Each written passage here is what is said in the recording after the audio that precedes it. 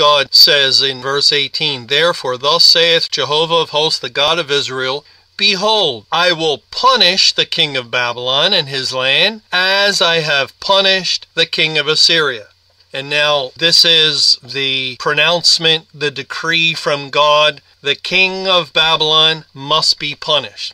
We just mentioned that the king of Babylon typifies Satan, and every now and then it's good for us to prove it from the Bible, especially if there are new listeners, people who haven't heard previously the biblical proof, the biblical definition. God, when he sets up a type and a figure, and the king of Babylon was a true historical person and persons, yet God uses that man in that position as a type and figure of Satan.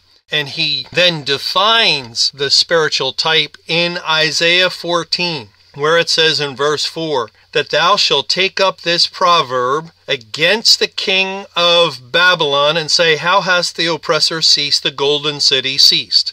All right, so God is saying this is a proverb, and a proverb is a parable, and take this up against the king of Babylon.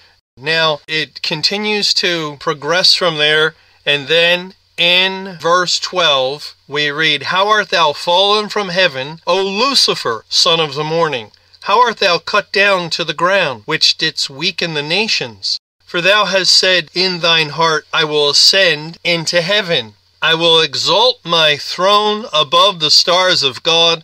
I will sit also upon the mount of the congregation in the sides of the north. I will ascend above the heights of the clouds. I will be like the Most High. Yet thou shalt be brought down to hell, to the sides of the pit." And what happened is God said this is a proverb against the king of Babylon, and then he transitions into talking about Satan. Satan, who comes against the churches at the time of the end and takes his seat in the temple as the man of sin. Isaiah 14 is really paralleling or giving parallel information to what we read in 2 Thessalonians 2, beginning in verse 3.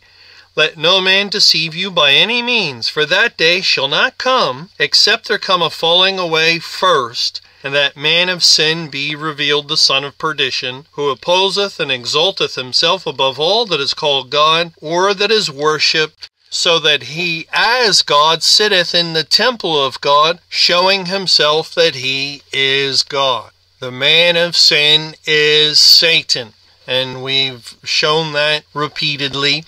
And notice how the language of 2 Thessalonians 2 matches and is in agreement with Isaiah 14. Satan is the man of sin. Satan is typified by the king of Babylon, and Satan's kingdom of darkness is typified by Babylon itself. So when God speaks of punishing the king of Babylon, the spiritual meaning of that would be it is expressing God's intent to punish Satan.